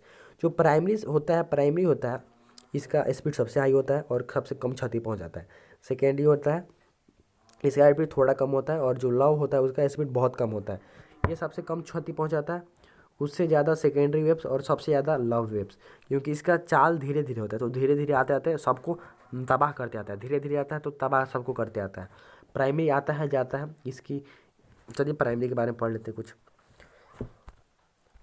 देखिए, प्राइमरी जो होता है चाल 6 किलोमीटर पर सेकेंड होता है, 6 किलोमीटर प्रति सेकेंड। पृथ्वी पर सबसे पहले पहुंचती है, इसे प्राथमिक तरंग कहते हैं। और पी तरंग अनुदैर्घ्य होती है। यह ठोस, द्रव तथा गैस तीनों में चलती है। यह सबसे कम क्षति पहुंचाती है। अनुदैर्घ्य मतलब लॉन्गिट्यूडनल होता है। कैसा होता है? लॉन्गिट्यूडनल वेव्स होता है ये, और इनकी चाल 6 किलोमीटर प्रति सेकंड होती है। सबसे पहले पृथ्वी पर पहुंचता है, स्पीड सबसे इसका ज़्यादा रहती है, इसको प्राइमरी कहते हैं, प्राइमरी तरंग कहते हैं। ये तीनों में चलता है, ठोस, द्रव और गैस तीनों में चलता है, और ये सबसे कम क्षति पहुंचाता है। तो ज़्यादा इसमें याद नहीं करना है, आप मतलब याद हो जाएगा। सेकेंडरी इसका कम होता है, 3 किलोमीटर पर सेकंड, और ये पी तरंगों के बाद पहुंचता है। इसे द्वितीय तरंग सेकेंडरी कहेंगे। यह अनुप्रस्थ होती है, ट्रांसवर्स होती है, और ये जो होता है लिक्विड में ट्रेवल नहीं कर पाती है, ये द्रव में नहीं चल सकती है। इसीलिए जब सुनामी के दौरान जो तरंग उत्पन्न होता है वो सेकेंडरी वेव तो नहीं होगा, इससे क्षति पी की तुलना में अधिक होता है। मतलब जो पी होता है, पी वेव्स, जैसे ये सर पे थे तो पी वेव सबसे पहले पहुंचेगा, उसके बाद सेकेंडरी वेव, और इसके बाद लव वेव्स। जो तो प्राइमरी होता है सबसे पहले पहुंचता है, लेकिन क्षति कम होता है। सेकेंडरी वेव्स का, प्राइमरी वेव से क्षति सेकेंडरी वेव्स का ज़्यादा होता है, कुछ ज़्यादा होता है। इसका स्पीड 3 किलोमीटर पर सेकेंड सेकेंडरी का, प्राइमरी का स्पीड 6 किलोमीटर प्रति सेकेंड, सेकेंडरी का 3 किलोमीटर प्रति सेकेंड। चलिए आगे चलते हैं। और जो सेकेंडरी वेव्स है वो द्रव में नहीं होता है, लिक्विड में नहीं जा पाता है। सेकेंडरी वेव्स लिक्विड में नहीं चल सकता है। चलिए अब एच डी लव के बारे में पढ़ते हैं। इस तरह इसकी लव वेव्स खूब एच डी लव ने किया था। इन्हें धरातलीय तरंग कहते हैं। इसकी चाल कितना होता है? 1.5 किलोमीटर पर सेकेंड। मतलब हर एक दूसरे का आधा है, एक 6 था, एक 3 था, एक 1.5 है। इसकी 1.5 किलोमीटर पर सेकेंड होता है। यह तीनों माध्यम में चलती है, ये भी लिक्विड में भी चलती है, सॉलिड में भी, गैस में भी चलती है। इसकी गति सबसे धीमी होती है और इससे सबसे अधिक क्षति पहुंचता है। सबसे अधिक क्षति इसी से पहुंचेगा। मैं एक बार फिर से आपको पढ़ दे रहा हूँ, ज़्यादा तो इसमें है नहीं कुछ। देखिए, भूपराटी के अचानक दोलन या कंपन को भूकंप कहते हैं। फोकस क्या होता है? पृथ्वी के अंदर जहाँ से उत्पन्न होता है भूकंप। एपिसेंटर जहाँ पर स्ट्राइक करता है सबसे पहले। और प्राइमरी वेव्स क्या होता है? 4-6 किलोमीटर पर सेकंड सबसे पहले पहुँचती है। इसे अनुदैर्घ्य मतलब लॉन्गिट्यूडनल वेव्स होता है, और ये तीनों में चलता है। सबसे कम क्षति इसी से पहुँचता है। सेकेंडरी वेव, इनकी चाल 3 किलोमीटर प्रति सेकेंड होता है, पी तरंगों के बाद पहुँचता है। इसे द्वितीय सेकेंडरी कहा जाता है। ये ट्रांसवर्स होती है नेचर में, लाइट का नेचर का होती है। ये द्रव में नहीं चल सकता है। सुनामी के दौरान यह तरंग उत्पन्न नहीं होता है। इस मतलब ये क्षति थोड़ा ज़्यादा पहुंचाता है पी के मुकाबले में। और एक एच डी लव ने किया था लव तरंग की खोज। इनकी धरातलीय तरंग कहते हैं। इसकी चाल 1.5 किलोमीटर प्रति सेकंड होता है, और यह तीनों माध्यम में चलती है, और इसे क्षति सबसे ज़्यादा पहुँचता है। भूकंप को सिस्मोग्राफ पर दर्शाया जाता है। इसे मापने के लिए रिक्टर स्केल का प्रयोग किया जाता है, और रिक्टर स्केल 0 से 9 तक होता है। प्रत्येक संख्या अपनी पहली वाली संख्या से 10 गुना ज़्यादा खतरनाक होती है। मतलब अगर 7 पर आया तो वो 5 गुना, अगर 7 पर आया तो वो 10 घर तबाह किया, तो 8 पर आएगा तो 10 नहीं 100 घर तबाह करेगा। मतलब हर एक का 10 गुना ज़्यादा खतरनाक होता है। 7-13 से अधिक का भूकंप ज़्यादा खतरनाक होता है। भूकंप मापने के लिए सबसे पहले मरकेलिन स्केल का प्रयोग किया जाता था, जिसमें 12 अंक होते थे। ज़्यादा याद नहीं कीजिए। देखिए क्या क्या याद करना। सिस्मोग्राफ भूकंप को किस पर दर्शाया जाता है? सिस्मोग्राफ। मापने के लिए रिक्टर स्केल का प्रयोग, मापने के लिए रिक्टर स्केल। रिक्टर स्केल में कितना नंबर होता है? 0 से 9। कितना अंक? 0 से 9। 0 से 9 हर एक अंक अपनी पहली वाली संख्या से 10 गुना ज़्यादा खतरनाक है। कितना गुना ज़्यादा खतरनाक होता है? 10 गुना ज़्यादा। भूकंप को किस पर दर्शाया जाता है? सिस्मोग्राफ। ये कुछ ऐसा होता है सिस्मोग्राफ। ये सिस्मोग्राफ है। ये जो होता है यहाँ तक 9 तक होता है, 9 तक, 0 से 9 तक। और जो इस पर जो स्केल का प्रयोग किया जाता है उस रिचर स्केल। हो गया ख़त्म। सिस्मोग्राफ 0 से 9 रिचर स्केल प्रयोग किया जाता है। ख़त्म तो हो गया भाई। देखिए यहाँ पर बनाया ही क्या है फिगर। देखिए ये सिस्मोग्राफ है, रिचर स्केल 0 से 9 तक रहता है। ख़त्म। चलिए आगे चलते हैं। अब सुनामी पढ़ते हैं। सुनामी क्या होता है? जापानी भाषा का शब्द है। इसका अर्थ होता है बहुत ही ऊंची तरंग, मतलब, और इसमें एम्पलीट्यूड बढ़ जाता है। भूकंप समुद्र के, जब भी कोई भूकंप समुद्र के नीचे आता है तो उसे सुनामी कहते हैं। सुनामी क्या है? भूकंप आया, समुद्र के नीचे आया, सुनामी हो गया। इससे तरंगों का आयाम बहुत बढ़ जाता है। जापान में सर्वाधिक सुनामी आते हैं। देखिए आयाम बढ़ जाता है। जैसे कि ये तरंग है तो एक ऐसे ऐसे चल रहा है, ऐसे ऐसे ट्रेवल कर रहा है। लेकिन यही तरंग जब ऐसे ऐसे ट्रेवल कर रहा है ना, तो इसमें तरंग का जो आयाम है, एम्पलीट्यूड इसको कहते हैं, एम्पलीट्यूड इसका बढ़ जाता है। इसमें तरंगों का आयाम बहुत बढ़ जाता है। जापान में सर्वाधिक सुनामी आते हैं। सुनामी सबसे ज़्यादा कहाँ आता है? जापान में सुनामी सबसे ज़्यादा आता है। तो इसमें कोई ज़्यादा नहीं पढ़ना है। जापानी भाषा का शब्द है। बहुत ऊंची तरंगें होती है। भूकंप समुद्र के नीचे आता है तो सुनामी कहते हैं। कब सुनामी कहेंगे? जो भूकंप आ रहा है, समुद्र के नीचे आ गया तो उसे सुनामी कह देंगे। ख़त्म। देखिए 2000 2004 में इंडोनेशिया में आए सुनामी से इंदिरा पॉइंट डूब गया था। इंडोनेशिया में सुनामी आया था, जिसके कारण भारत का जो दक्षिणतम बिंदु है, साउदर्न मोस्ट पॉइंट, वो इंदिरा पॉइंट कहलाता है, वो डूब गया था। और भारत में इसके लिए एक चेतावनी प्रणाली का विकसित किया गया है हैदराबाद में। वैसा इसका कोई ज़्यादा महत्व नहीं है, बिकॉज हमारे यहाँ बहुत कम आता है। मतलब आप लोग कभी सुने भी नहीं होंगे, बहुत रेयर केस है। तो बताइए इंदिरा पॉइंट कब डूब गया था? इंडोनेशिया में सुनामी जब 2004 में आया था तो इंदिरा पॉइंट डूब गया था। चलिए अब आगे चलते हैं, ज्वालामुखी के बारे में पढ़ लेते हैं। देखिए ज्वालामुखी क्या होता है? तो यहाँ पर धरती के मेंटल से तरल मैग्मा जिस क्रिया से बाहर निकलती है, मतलब पृथ्वी के अंदर से मेंटल जिस क्रिया से बाहर आता है उसको क्या कहते हैं? उसे ज्वालामुखी कहते हैं। मैग्मा जब ठंडा होता है तो उसे लावा कहते हैं। जब मैग्मा का जमाव पानी में हो जाए तो उसे टफ कहते हैं। जब मैग्मा का जमाव चने के समान हो जाए तो उसे स्कोरिया कहते हैं। देखिए इसमें कोई ऐसा बात नहीं है, सिंपल चीज़ है। ये है आपका वोल्केनो। ऐसा तो नहीं रहता, पर्वत से कराता है। देखिए ऐसे अंदर क्या होता है? मैग्मा, बाहर आ गया लावा। अंदर मैग्मा, अंदर क्या होता है? मैग्मा, बाहर आ गया, अंदर मैग्मा होता है, बाहर आ गया लावा। बस नाम अलग है भाई। अंदर मैग्मा, बाहर आता है तो मतलब ठंडा हो जाता है तो क्या कहते हैं? लावा। अंदर मैग्मा, बाहर लावा। जब यही मैग्मा पानी में आ जाए, जैसे बाहर आया, बाहर यहाँ पर पानी होगा, पानी में आ गया तो उसे क्या कहते हैं? टफ। पानी में आ गया तो क्या कहेंगे? टफ। और जो यही मैग्मा चना के समान आ जाए, मतलब चना कैसा होता है, उसके समान जम जाए तो उसे क्या कहते हैं? स्कोरिया। कोई इसमें मतलब फैक्ट्स याद करने भाई, इसमें समझ दिमाग नहीं लगाना है। अंदर है पृथ्वी के अंदर है मैग्मा, बाहर आके ठंडा हो गया तो लावा।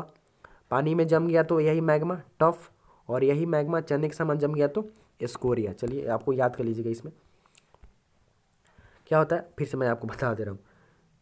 अंदर हुआ मैग्मा, बाहर आ गया लावा। बुट के सामान जम गया, चने के सामान जम गया तो स्कोरिया, और पानी में जम गया तो टफ। पानी में जम गया टफ, बुट के सामान या चने के सामान जम गया तो स्कोरिया।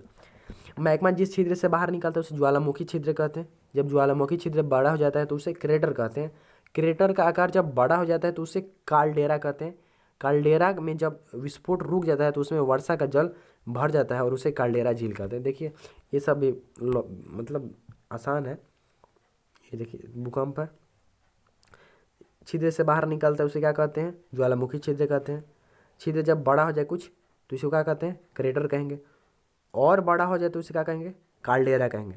और जब काल्डेरा अब ये बड़ा हो गया, अब इसमें मान लीजिए ऐसा कुछ पानी भर गया तो ऐसे झील बन जाता है। मतलब इतना छोटा नहीं होता है, बहुत बड़ा होता है भाई, ऐसे ऐसे होता है। तो यहाँ पर कोई पानी भर जाएगा तो इसको झील को क्या कहेंगे? काल्डेरा झील। और छोटा मुँह हुआ तो छिद्र कहेंगे। थोड़ा सा बड़ा हुआ तो क्रेटर, और बड़ा हुआ तो काल्डेरा।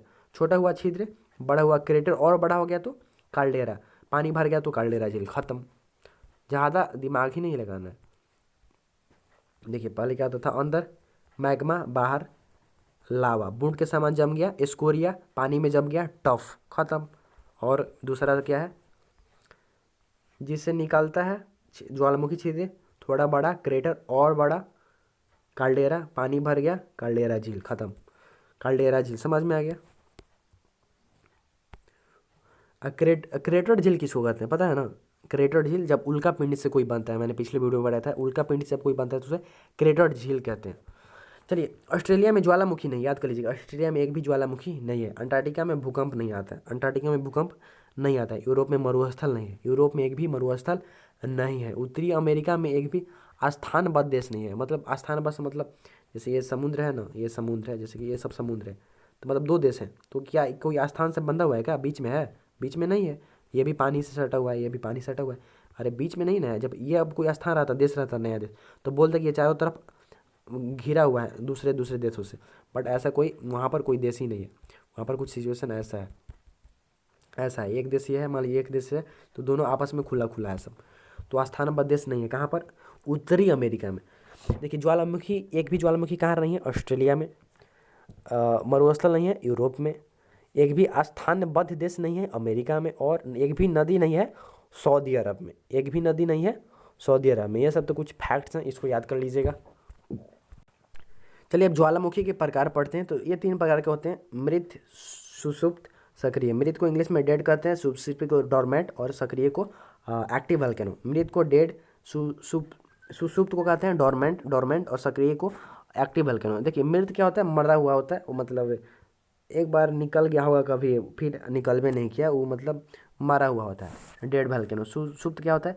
वो महीना महीना, 2 महीना, 1 साल पर निकलते रहता है। मतलब ये शांत नहीं रहता है, हमेशा निकलते रहता है। कभी महीना में हो गया, साल में एक बार हो गया, मतलब निकलते रहता है। सक्रिय क्या, नहीं सॉरी, मैंने शायद कुछ गलत बता दिया है। सुषुप्त भी 10 से 20 साल के बीच में निकलेगा, लेकिन उतना ज़्यादा एक्टिव नहीं रहता है। लेकिन ये जो सक्रिय है वो हमेशा एक्टिव होता है। सक्रिय है वो हमेशा एक्टिव रहता है, हमेशा, मतलब उससे कुछ ना कुछ होते रहेगा। सुषुप्त है, इसका एक टाइम लिमिट नहीं होता है, मतलब ये भी होता है लेकिन उतना ज़्यादा एक्टिव नहीं होता है। चलिए बात कर लेते हैं मृत ज्वाला के बारे में। मृत ज्वालामुखी होता है, इस ज्वालामुखी में कोई भी विस्फोट नहीं होता है, मतलब इसमें जान खत्म हो गई है भाई, सीधे नाम से पता है, डेड वल्केनो। जैसे भारत में इसका नारकोंडम है, म्यांमार में पोपा, ईरान में देवनाथ और कोहे सुल्तान। देखिए, इसको याद करना है, 5-6 बार बोलिए। नारकोंडा कहाँ पर है? भारत में। नारकोंडम कहाँ है? भारत में। भारत में अंडमान निकोबार में स्थित है। नारकोंडम कहाँ है? भारत में। पोपा कहाँ है? म्यांमार में। पोपा कहाँ है? म्यांमार में। और देवनंद और कोहे सुल्तान कहाँ है? ईरान में। इसका ट्रिक भी है, लेकिन मैं आपको बाद में बताऊंगा। देवनंद और कोहे सुल्तान, ईरान। देवनंद और कोहे सुल्तान, ईरान। नारकोंडम कहाँ है? भारत में। पोपा कहाँ है? म्यांमार। पोपा, म्यांमार। पोपा, म्यांमार। पोपा कहाँ है? म्यांमार में। देवनंद और कोहे सुल्तान कहाँ है? कहाँ? ईरान में। नारकोंडम भारत में। नारकोंडम भारत में। देवनंद और कोहे सुल्तान ईरान में। पोपा, पोपा कहाँ है? पोपा, पोपा, पोपा म्यांमार में। चलिए एक बार, चलिए अब ऐसे बताइएगा आप। चलिए, देवनंद और कोहे सुल्तान कहाँ है? ईरान में। देवनंद और कोहे सुल्तान कहाँ है? ईरान में। पोपा कहाँ है? म्यांमार में। और नारकोंडम भारत में। अब बताइए ईरान में कौन कौन सा है? आँख बंद करके याद करना है जल्दी, तो आप बताइएगा ईरान में कौन कौन सा है? कौन कौन सा है? देवनंद और, हाँ भाई हम भी बुला जा रहे हैं, देवनंद और कोहे सुल्तान, देवनंद और कोहे सुल्तान। म्यांमार में कौन सा है? पोपा। और नारकोंडम में कौन सा है? भारत, मतलब भारत में कौन सा है? नारकोंडम। इसका ट्रिक होता है, मैं बता दे रहा हूँ। जैसे कि देखिए, भारत नाम का एक लड़का था, और पापा उसको मार रहे थे, तो बोलता है, उसका एक दोस्त था, भारत नाम का लड़का था, उसका दोस्त था देव।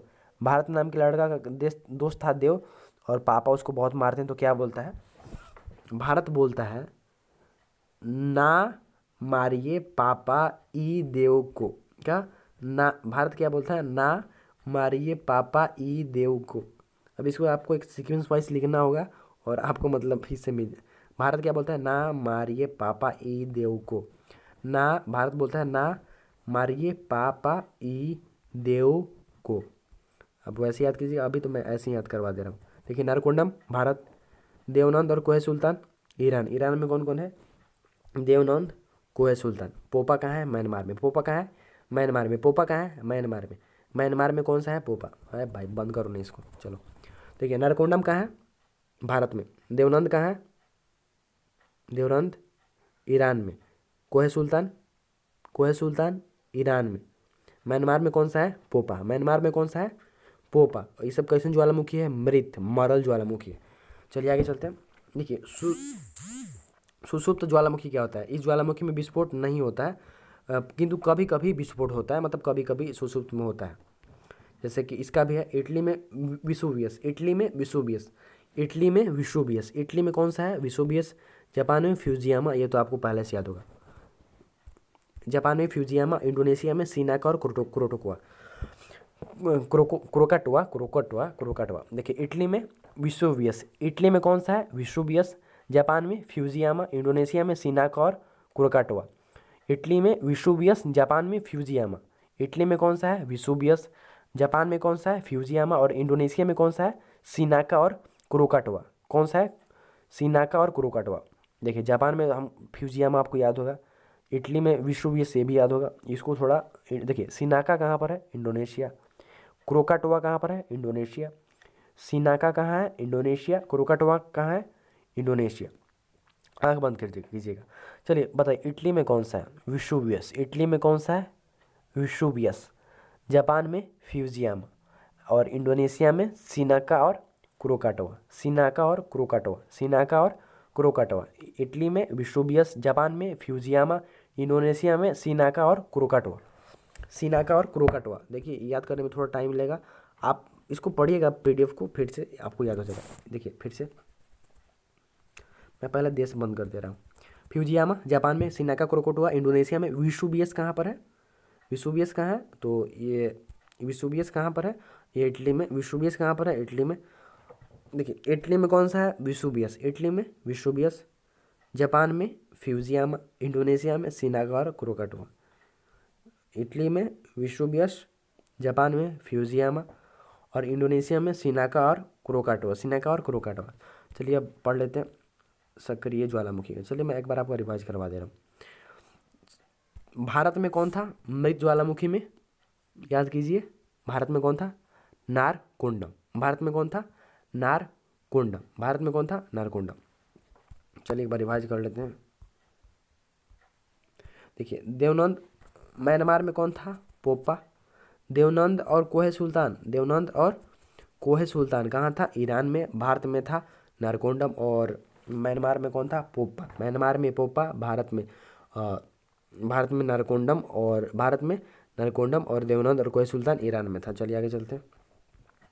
इटली में विसुवियस, जापान में फ्यूजियामा, और इंडोनेशिया में सिनाका और क्रोकाटोआ। कौन? क्रोकाटोआ और सिनाका कहाँ था? इंडोनेशिया में। आंख बंद करके बोलिएगा, आपको याद हो जाएगा। विसुवियस कहाँ था? इटली में। और जापान में फ्यूजियामा। चलिए आगे चलते हैं। सक्रिय ज्वालामुखी क्या होता है? इसमें हमेशा विस्फोट होते रहता है, और ये सबसे अधिक घातक होता है, मतलब हमेशा होते रहता है, इसलिए लोग दूर रहते हैं। भारत में इसका, चलिए एग्जाम्पल पढ़ते हैं। भारत में बेरेन, भारत में बेरेन। इक्वाडोर में कोटोपैक्सी, कोटोपैक्सी कहाँ है? इक्वाडोर।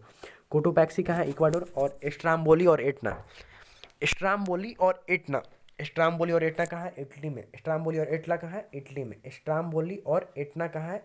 इटली में। और विसुवियस भी कहाँ है? इटली में। विसुवियस भी कहाँ है? इटली में। स्ट्राम्बोली और एटना कहाँ है? इटली में। वेंजा मियामी रूस, वेंजा मियामी रूस। सोमेरू इंडोनेशिया, इंडोनेशिया में कौन सा है? सोमेरू। इंडोनेशिया में कौन सा है? सोमेरू। इंडोनेशिया में कौन सा है? Semeru. Kilimanjaro Tanzania, Kilimanjaro Tanzania. Erebus Antarctica, Erebus Antarctica, Kilimanjaro Tanzania. Semeru में इंडोनेशिया, वेंजा मियामी में रूस। अस्पर कहाँ है? यूएसए में। स्ट्राम्बोली एटना कहाँ है? इटली में। कोटोपैक्सी कहाँ है? इक्वाडोर में। बैरन कहाँ है? भारत में। मतलब इसको आप याद करना पड़ेगा भाई, 5-6 बार करना पड़ेगा। देखिए मैं फिर से रिवाइज करवा दे रहा हूँ। इंडोनेशिया में कौन कौन सा है? तो सिनाका, क्रोकोटोआ। इटली में विसुवियस, स्ट्राम्बोली और एटना। जापान में फ्यूजियामा। भारत में बैरन। इक्वाडोर कोटोपैक्सी कहाँ है? इक्वाडोर। इटली में स्ट्राम्बोली एटना विसुवियस। रूस में कौन सा है? वेंजा मियामी। इंडोनेशिया में कौन सा है? सोमेरू। इंडोनेशिया में कौन सा है? सोमेरू। तंजानिया में किलीमंजारो। अंटार्कटिका में इरेबस। तंजानिया में किलीमंजारो। यूएसए में अस्पर। रूस में वेंजा मियामी। इंडोनेशिया में सुमेरू। इक्वाडोर में कोटोपैक्सी। इटली में एटना और स्ट्राम्बोली, एटना और स्ट्राम्बोली। यूएसए में अस्पर। रूस में वेंजामियामी, इंडोनेशिया में सुमेरु, तंजानिया में किलिमंजारो, अंटार्कटिका में इरेबस। चलिए मैं पूछता हूँ, बताइएगा। बैरन कहाँ है भारत में? Cotopaxi, Ecuador. Cotopaxi, Ecuador. Cotopaxi, Ecuador. Stromboli Etna, Stromboli Etna, Italy. वेंजामियामी, वेंजामियामी रूस। Semeru, Indonesia. Semeru, Indonesia. और इंडोनेशिया में कौन कौन था? सिनाका और क्रोकाटोआ। इंडोनेशिया में 3 गो हो गए, कौन कौन? सिनाका, क्रोकोटोआ और सिनाका, क्रोकोटोआ और सोमेरु। सिनाका, क्रोकोटोआ और सोमेरु। भारत में बैरन। इक्वाडोर में कौन सा था? याद कीजिए आंख बंद करके, कोटोपैक्सी था। इटली में कौन कौन था? स्ट्राम्बोली था, एटना था। यूएसए में अस्पर। रूस में वेंजामिया में। इंडोनेशिया में 3 गो था, सुमेरु, सुमेरु, क्रोकटुआ और सुमेरु, क्रोकटुआ और कौन था? सिनाका। सुमेरु, क्रोकटुआ और सिनाका। तंजानिया में किलिमंजारो, अंटार्कटिका में इरेबस। देखिए दूसरी बार पढ़िएगा तो आपको बढ़िया से याद हो जाएगा, लिटरली बता रहे हैं, पढ़ लीजिए घर से। ज्वालामुखी को पृथ्वी का सुरक्षा वल्ब कहते हैं। ओजोन को पृथ्वी का सुरक्षा कवच कहते हैं, याद कीजिएगा। ज्वालामुखी जो है पृथ्वी पर है, उसको सुरक्षा वल्ब कहते हैं। क्या कहते हैं? सुरक्षा वल्ब। और ओजोन को पृथ्वी का सुरक्षा कवच कहते हैं। चलिए एक बार रिवाइज कर लेते हैं। देखिए मृत ज्वालामुखी में कौन कौन था? नारकोंडम, देवनंद, कोहे सुल्तान और पोपा। नारकोंडम, देवनंद, कोहे सुल्तान और पोपा। पोपा म्यांमार में, देवनंद और कोहे सुल्तान ईरान में, नारकोंडम भारत में। देवनंद और कोहे सुल्तान ईरान में, पोपा म्यांमार में, नारकोंडम भारत में। सुप्त में कौन कौन था? तो चलिए इसका भी पढ़ लेते हैं। देखिए विसुबियस इटली में, जापान में फ्यूजियामा और इंडोनेशिया में सिनाका, क्रोकाटोआ। इंडोनेशिया में सबसे ज़्यादा मतलब स्थलीय ज्वालामुखी पाया जाता है। स्थलीय ज्वालामुखी सबसे अधिक कहाँ पाया जाता है? इंडोनेशिया में। इंडोनेशिया में फिलहाल में 3 गो आपको याद करना था, कौन कौन? सिनाका, क्रोकोटोआ और एक सुमेरु। सिनाका, क्रोकोटोआ, सुमेरु। सिनाका, क्रोकोटोआ, सुमेरु। सिनाका, क्रोकोटोआ, सुमेरु। इटली में कौन कौन होता है? स्ट्राम्बोली, एटना और विसुबियस। स्ट्राम्बोली, एटना और विसुबियस। और जापान में फ्यूजियामा। और देखिए कुछ इंपॉर्टेंट फैक्ट्स। जो कोटोपैक्सी है ना, वो सबसे ऊंचा ज्वालामुखी है। कोटोपैक्सी क्या है? सबसे ऊंचा ज्वालामुखी। कोटोपैक्सी कहाँ है? सबसे सबसे ऊंचा ज्वालामुखी कहाँ पर है? ये तो कोटोपैक्सी है इक्वाडोर में। कोटोपैक्सी कहाँ है? इक्वाडोर में। कोटोपैक्सी कहाँ है? इक्वाडोर में। भारत का एकमात्र सक्रिय ज्वालामुखी बैरन। भारत का एकमात्र सक्रिय ज्वालामुखी कौन सा है? बैरन। कोटोपैक्सी कहाँ पर है? इक्वाडोर में। जो स्ट्राम्बोली है, स्ट्राम्बोली को लाइट हाउस कहा जाता है। मेडिटेरियन सी के भूमध्य सागर का प्रकाश स्तंभ। लाइट हाउस ऑफ मेडिटेरियन सी किसको कहा जाता है? स्ट्राम्बोली को। भूमध्य सागर का प्रकाश स्थल किसे कहा जाता है? स्ट्राम्बोली को कहा जाता है। Lighthouse of the Mediterranean sea. सबसे जो बड़ा, सबसे ऊंचा कौन है? कोटोपैक्सी। लाइट हाउस क्यों कहा जाता है? स्ट्राम्बोली को। स्ट्राम्बोली कहाँ पर है? इटली में। स्ट्राम्बोली कहाँ पर है? इटली में। कोटोपैक्सी कहाँ पर है? इक्वाडोर में। और इंडोनेशिया के 3 गो के नाम बताइए। तो सुमेरु, क्रोकाटोआ, सुमेरु, क्रोकाटोआ और क्या था? सुमेरु, क्रोकाटोआ और सिनाका। सुमेरु, क्रोकाटोआ और सिनाका। किलिमंजारो कहाँ पर है? तंजानिया में। वेंजामियामी रूस, अस्पर यूएसए। चलिए आगे पढ़ते हैं। ज्वालामुखी के दौरान सल्फर डाइऑक्साइड, क्या?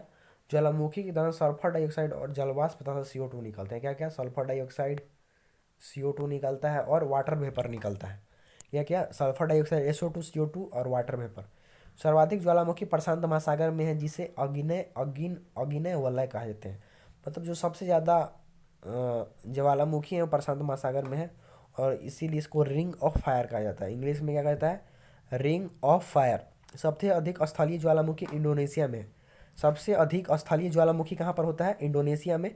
अलास्का को ज्वालामुखी की अधिकता के कारण, जो अलास्का है वहाँ पर ज्वालामुखी बहुत अधिक है, तो इसके कारण इसे हजारों धुआरों का प्रदेश कहते हैं। क्या कहते हैं? हजारों धुआरों का प्रदेश किसको कहते हैं? अलास्का को। हजारों धुआरों का प्रदेश किसे कहते हैं? अलास्का को। सबसे ऊंचा सक्रिय ज्वालामुखी कौन सा है? कोटोपैक्सी। और सबसे ऊंचा वृत्त ज्वालामुखी, देखिए इसमें अंतर है। मैंने आपको कोटोपैक्सी वहां पर बताया सबसे ऊंचा सक्रिय ज्वालामुखी। सबसे ऊंचा वृत्त ज्वालामुखी, वृत्त ज्वालामुखी, मृत शायद है, मृत ज्वालामुखी अमेरिका के हवाई द्वीप पर स्थित मोनोलोआ है। कौन सा है? मोनोलोआ ज्वालामुखी। सबसे ऊंचा मृत ज्वालामुखी अमेरिका के हवाई द्वीप पर स्थित है, मोनोलोआ। कौन है? मोनोलोआ ज्वालामुखी, लेकिन अभी वो तनिका तो अभी स्टार्ट हो गया है, वो भी इस साल से दिखाई दिया है कि वो एक्टिव में शायद आ रहा है, अभी फिलहाल में एक्टिव है। सबसे सक्रिय ज्वालामुखी कौन सा है? इटली का स्ट्राम्बोली। सबसे सक्रिय में स्ट्राम्बोली है। स्ट्राम्बोली कहाँ का था? इटली का। स्ट्राम्बोली था इटली का। विसुवियस भी इटली का था और एटना भी इटली का था। इसे भूमध्य सागर का प्रस्ताव प्रकाश स्तंभ कहते हैं। स्ट्राम्बोली को क्या कहते हैं? Lighthouse of the Mediterranean sea, भूमध्य सागर का प्रकाश स्तंभ। आपको याद हो गया होगा ये सब। देखिए एक बार फिर मार लेते हैं रिवाइजन, जब तक मारेंगे याद हो जाएगा। भारत का बैरन कोटोपैक्सी कहाँ का था? इक्वाडोर। कोटोपैक्सी सबसे हाईएस्ट है, सबसे ऊंचा है। और स्ट्राम्बोली, स्ट्राम्बोली सबसे एक्टिव है, सबसे एक्टिव ज्वालामुखी स्ट्राम्बोली। ऑस्पर यूएसए में है, बेंजामियामी रूस में है, सुमेरु इंडोनेशिया में। सबसे ज़्यादा इंडोनेशिया में पाया जाता है स्थलीय ज्वालामुखी। कौन सा? स्थलीय ज्वालामुखी सबसे ज़्यादा इंडोनेशिया में। और वैसे सबसे ज्वालामुखी ज़्यादा कहाँ पर है? प्रशांत महासागर में, जिसे रिंग ऑफ फायर कहा जाता है। रिंग ऑफ फायर कहा जाता है। किलिमंजारो कहाँ पर है? तंजानिया में। किलिमंजारो कहाँ पर है? तंजानिया में। किलिमंजारो कहाँ पर है? तंजानिया में। और इरेबस कहाँ पर है? तो अंटार्कटिका में। इरेबस कहाँ है? अंटार्कटिका में। ज्वालामुखी को पृथ्वी का सुरक्षा वॉल्व कहते हैं। ओजोन को पृथ्वी को सुरक्षा कवच कहते हैं। ज्वालामुखी के दौरान SO2 निकलेगा, CO2 निकलेगा और वाटर वेपर निकलेगा। सबसे अधिक ज्वालामुखी प्रशांत महासागर में है, जिसे रिंग ऑफ फायर कहते हैं। सबसे अधिक स्थलीय ज्वालामुखी इंडोनेशिया में है। अलास्का को ज्वालामुखी के अधिकता के कारण ज्वालामुखी बहुत अधिक है, धुआं, हजारों धुआरों का प्रदेश कहते हैं। सबसे ऊंचा सक्रिय ज्वालामुखी कोटोपैक्सी। सबसे ऊंचा सक्रिय ज्वालामुखी कोटोपैक्सी। और सबसे सक्रिय ज्वालामुखी इटली का स्ट्राम्बोली। सबसे सक्रिय ज्वालामुखी कौन सा है? स्ट्राम्बोली। और सबसे ऊंचा सक्रिय ज्वालामुखी कोटोपैक्सी। सबसे ऊंचा मृत ज्वालामुखी कौन सा है? मोनोलोआ। कौन है? मोनोलोआ। कौन है? मोनोलोआ। मतलब 3-4 बार पढ़िए, आपको याद हो जाएगा। चलिए आगे चलते हैं। रॉक के बारे में पढ़ते हैं। तो चट्टान पृथ्वी पर पाए जाने वाले कठोर पदार्थ को चट्टान कहते हैं। मतलब पृथ्वी पर जो भी कठोर चट्टान पदार्थ मिलता है उसको क्या कहते हैं? चट्टान कहते हैं। चट्टान 3 प्रकार के होता है। आइजेनियस रॉक्स, अवसादी का सेडिमेंट्री रॉक्स, रूपांतरित का मेटामॉर्फिक्स रॉक्स। आइजीनियस रॉक्स आग्नेय चट्टान, सेडिमेंट्री रॉक अवसादी चट्टान, और मेटामॉर्फिक रॉक्स रूपांतरित रॉक को कहा जाता है। आग्नेय चट्टान का होता है, इसका निर्माण लावा से होता है। देखिए मैं एक बार में समझा दे रहा हूँ आपको। अंदर के मैग्मा मैग्मा लावा आके यहाँ पर ठंडा हो गया, क्या बन गया? आग्नेय चट्टान। कुछ देर बाद कुछ से मिलते मिलते, मतलब इसमें जीवाश्म विमाश कुछ मिल गया। इस ये बिना जीवाश्म में रहित है। इसमें प्लांट का कोई ऐसा भाग नहीं होता है और एनिमल का कोई भाग नहीं होता है। खुला चट्टान होता है, लावा से बनल। और जब ईट आउ मतलब कुछ में इसमें मिल जाता है प्लांट के भाग उग, तो ये बन जाता है औषधि चट्टान। अगर ये दोनों दबा के धरती के अंदर ये सब दबा जाता है ना, तो उस समय बन जाता है रूपांतरित चट्टान। तो आसान है, आग्नेय चट्टान सीधे लावा से बना रहता है, डायरेक्ट शुद्ध लावा से। औषधि चट्टान इसमें प्लांट का मटेरियल आ जाता है, प्लांट का और एनिमल्स का। रूपांतरित, जब दोनों चट्टान धरती के अंदर दब जाएगा कुछ टेम्परेचर और प्रेशर कारण चेंज आ जाएगा, तो उसको रूपांतरित कहते हैं मेटामॉर्फिक्स रॉक्स। चलिए आग्नेय चट्टान के, इसका निर्माण लावा से होता है। इन्हें प्राथमिक चट्टान, प्राइमरी चट्टान भी कहा जाता है। आग्नेय चट्टान कठोर होते हैं। आइजीनियस रॉक्स कैसा होता है? कठोर होता है। इस पर रासायनिक अपक्षय का कोई प्रभाव नहीं पड़ता है। रासायनिक अपक्षय का कोई प्रभाव नहीं पड़ता है। और इन पर भौतिक अपक्षय का प्रभाव पड़ता है। आग्नेय चट्टान को 2 भाग में बांटते हैं, बाह्य आग्नेय और आंतरिक आग्नेय। बाह्य मतलब एक्सट्रूसिव आइजीनियस रॉक्स और इंट्रूसिव आइजीनियस रॉक्स कहा जाता है। बाह्य चट्टान और आंतरिक चट्टान। आग्नेय चट्टान क्या होता है? लावा से होता है, प्राथमिक चट्टान कहा जाता है और कठोर होता है। रासायनिक अपक्षय का कोई प्रभाव नहीं पड़ता है, लेकिन भौतिक का प्रभाव इस पर पड़ता है। इस पर रासायनिक का प्रभाव नहीं पड़ता है, लेकिन भौतिक का रासायनिक इस पर पड़ता है। आग्नेय चट्टान के बारे में हम लोग पढ़ लिए जाए। इस पर रासायनिक का कोई प्रभाव नहीं पड़ता है, भौतिक का प्रभाव पड़ता है। इसको 2 भाग में बांटा गया है, बाह्य आग्नेय चट्टान extrusive igneous rocks and intrusive igneous rocks. देखिए बाह्य आग्नेय चट्टान क्या होता है? यह तब बनता है जब लावा भूमि के ऊपर चल रहा है। मतलब देखिए इसमें भी क्या है, जब ये है आपका वोल्केनो। जब ये भूमि के ऊपर आ जाता है ना, जैसे ये सतह सतह के ऊपर आ गया, ऐसे नहीं, ये ऐसे ये है। जब भूमि के ऊपर आता है लावा, लावा भूमि के ऊपर आ गया, जब भूमि के ऊपर आ गया तो बाह्य चट्टान बनता है। लेकिन अगर भूमि के अंदर से, भूमि है, यहाँ से लावा आ रहा है, लावा आ रहा है, लावा यहाँ पर आ गया, भूमि के ऊपर आ गया, तो ये कौन सा बाह्य चट्टान बन जाएगा। लेकिन जो ये लावा है ये भूमि के अंदर नहीं आ पाया, भूमि के नीचे ही रह गया, या सतह पर रह गया, यहीं पर रह गया, या भूमि के अंदर रह गया, भूमि के अंदर कहीं कहीं छिद्र में घुस गया सब, इधर उधर इधर उधर। तो ये सब जो चट्टान बनेगा कौन बनेगा, इंट्रूसिव आइजिनियस रॉक्स। ये कैसा बनेगा, एक्सट्रूसिव आइजिनियस रॉक्स। जो बाहर आ गया एक्सट्रूसिव आइजिनियस रॉक्स, जो अंदर है इंट्रूसिव आइजिनियस रॉक्स। और जो अंदर वाला है उसका भी दो पार्ट होता है। जो ये वाला है जो अंदर अंदर ही रहता है, एक जो सरफेस पे आ जाता है तो उसको कहते हैं, एक होता है मतलब एक नीचे वाला होता है जो नीचे ही जम जाता है, नीचे ही जम जाता है, तो उसका भी नाम है। और जो ये सतह पर जो आता है इसका भी अलग नाम है। तो चलिए हम लोग पढ़ते हैं, बाह्य आग्नेय चट्टान के पढ़े अभी। अब पढ़ते हैं आंतरिक आग्नेय चट्टान। और जो बाह्य का एक एग्जाम्पल बेसाल्ट चट्टान याद कर लीजिएगा। बाह्य आग्नेय चट्टान का एग्जाम्पल होता है, मतलब एक्सट्रूसिव आइजिनियस रॉक्स का एक एग्जाम्पल पूछेगा तो क्या हो जाएगा, बेसाल्ट चट्टान। बेसाल्ट चट्टान किसका एग्जाम्पल है, आइजिनियस रॉक्स का, आइजिनियस एक्सट्रूसिव आइजिनियस रॉक्स का। आंतरिक आग्नेय चट्टान पढ़ते हैं। आंतरिक आग्नेय चट्टान क्या होता है, इसका निर्माण तब होता है जब लावा भूमि के अंदर रह जाता है। मैंने आपको बताया था भूमि के अंदर ही रह गया। यह भी दो प्रकार का होता है, एक पतालिका होता है, एक मध्यवर्ती होता है। पतालिका होता है, मध्यवर्ती। पतालिका मतलब पाताल होता है, मध्यवर्ती मतलब बीच में। जैसा कि देखिए ये आपका ये सरफेस, पृथ्वी का सरफेस, लावा आ रहा है यहाँ पर आ गया, मतलब बीच बीच में आ गया। जैसे यहाँ पर कुछ ये धरती का सरफेस यहाँ पर छिद्र है कुछ, तो यहाँ पर छिद्र में घुस गया, होल्स में आके यहाँ पर फंस गया। तो ये सब जो बनेगा ना, ये मध्यवर्ती चट्टान बनता है। कैसा, मध्यवर्ती आंतरिक आग्नेय चट्टान, मध्यवर्ती आंतरिक आग्नेय चट्टान। लेकिन ये पताल है, अंदर ही रह गया, अंदर ही रह जाता है, तो इसे क्या कहते हैं, इसे कहते हैं पतालिका, कहते हैं पतालिका। यह बहुत ही गहराई में होता है, यह बहुत ही, पतालिका क्या होता है, बहुत ही गहराई में होता है। ग्रेनाइट तथा गौरा, इसका एग्जाम्पल क्या हो जाएगा, ग्रेनाइट तथा गौरा।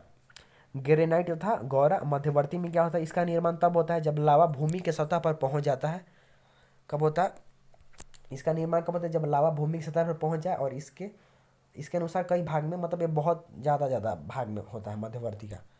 क्या क्या होता है, एक लैकोलिथ होता है, laccolith, lopolith, phacolith, sill, Dyke. आपको ये सब ज़्यादा याद नहीं रखना है, ये सब याद कीजिए। Laccolith, lopolith, phacolith, sill, dyke. Lopolith, laccolith, phacolith, sill, dyke. Lopolith, laccolith, lopolith, laccolith, phacolith, sill, dyke. Sill, dyke. अभी हम लोग आग्नेय चट्टान ही पढ़ रहे हैं, तो आग्नेय चट्टान में आप सभी एग्जाम्पल्स याद कर सकते हैं। ये लैकोलिथ भी आग्नेय का एग्जाम्पल होता है, लैपोलिथ भी होता है, बेसाल्ट भी हो रहा था उधर, फेकोलिथ भी होता है, सील भी होता है, डाइक भी होता है, और ये ग्रेनाइट भी होता है, और गौरा भी होता है। मतलब ये सब किसका एग्जाम्पल है, आइजिनियस रॉक्स का। तो आइजिनियस रॉक्स का बहुत एग्जाम्पल हो गया। कौन सा, ग्रेनाइट भी होता है, गौरा भी होता है, बेसाल्ट भी होता है, laccolith, phacolith, dyke, sill, dyke, sill, बहुत सारा हो गया। तो देखिए यहाँ पर किया है इसका आग्नेय चट्टान। एक बाह्य होता है, एक्सट्रूसिव, इंट्रूसिव। इंट्रूसिव में पतालिका बनता है और मध्यवर्ती बनता है, पतालिका बनता है और मध्यवर्ती बनता है आग्नेय चट्टान। बाह्य में क्या था, बेसाल्ट था। पतालिका में कौन कौन आ रहा था, और मध्यवर्ती में, पतालिका में आपका आ रहा था, देखिए पतालिका में ग्रेनाइट और गौरा। पतालिका में कौन आ रहा था, ग्रेनाइट और गौरा। और पतालिका में ग्रेनाइट आ रहा था और गौरा था। मध्यवर्ती में लेकोलाइट, फेकोलाइट, लेकोलिथ, लैकोलिथ, फेकोलिथ, लैपोलिथ, और सील और डाइक आ रहा था यहाँ पर, ये इसमें। और सादी चट्टान क्या होता है, तो ये आग्नेय चट्टान के टूटने से बनता है, ये कई परतों से बनता है, इसीलिए इसे परतजात चट्टान भी कहते हैं। इसमें सब जो भी ईंधन है सब यहीं से प्राप्त होता है। और सादी चट्टान से इंग्लिश में सेडिमेंटेड रॉक कहा जाता है, इसे तलछटी चट्टान भी कहते हैं। और सादी चट्टान को द्वितीय, सेकेंडरी चट्टान भी कहा जाता है। और आग्नेय चट्टान को प्राइमरी चट्टान कहा जाता है, प्राइमरी रॉक कहा जाता है। प्राकृतिक गैस और पेट्रोलियम यहीं से प्राप्त होता है। और इसका एग्जाम्पल क्या हो जाएगा, बालू, चिकनी पत्थर, बालू पत्थर, चूना पत्थर, चिकनी मिट्टी, बालू पत्थर, ये सब इसका एग्जाम्पल होता है। इस पर भौतिक अपक्षय का अभाव होता है, और अवसाद, और दोनों होता है इस पर, भौतिक का भी होता है और केमिकल का भी होता है। मतलब केमिकल से भी प्रभावित होगा और फिजिकल से भी प्रभावित होगा कौन सा चट्टान, सेडिमेंटेड रॉक। और लेकिन जो वो था हमारा आइजिनियस रॉक्स, उस पर केमिकल का उतना ज़्यादा प्रभाव नहीं पड़ता था, उसमें सिर्फ फिजिकल का ज़्यादा प्रभाव पड़ता था।